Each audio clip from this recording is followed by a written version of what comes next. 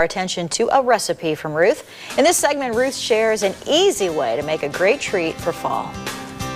Well, as we make the gradual transition into fall, sometimes you think about recipes involving apples, and we have one for you today. Joining me now is Ruth Ready, CommonGround volunteer. Ruth, it's good to see you again. You bet. Good to see you too, John. Beautiful day and a little cooler, so it makes us think a little bit more of fall, so that's good.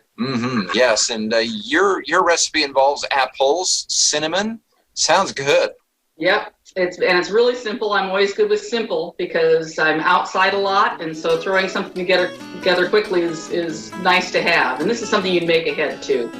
I've got 4 apples that I've cut up and cored. I didn't peel them because I don't mind the peeling. If you want to peel them, go ahead.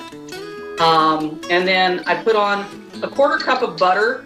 Just little, I just sliced it up and put it on there. It all melts once it hits the microwave, but this way it spreads out a little bit.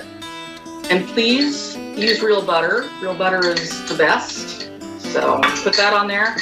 And then I also have a 1/4 cup of brown sugar that we can sprinkle on.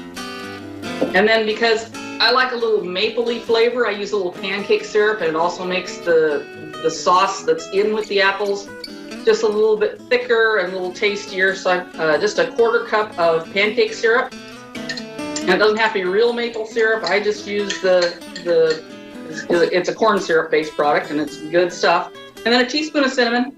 We sprinkle on there. And then I just put it in the microwave for 5 minutes, uncovered, and it's done. And I have the finished product behind me. I made another dish of it. And so here is our finished product. And of course, as I put in the recipe, ice cream is always good on top of it, especially if it's a little warm. Today I've got some whipped cream that I'm going to put on it. Again, real whipped cream, not this fake stuff, because real cream is best. And in fact, when I made this the other day, I actually had it with my breakfast cereal. A little leftover is always good. Wow, that looks great. It looks really tasty, and as you mentioned, easy, which is good as well. Yeah, we like easy.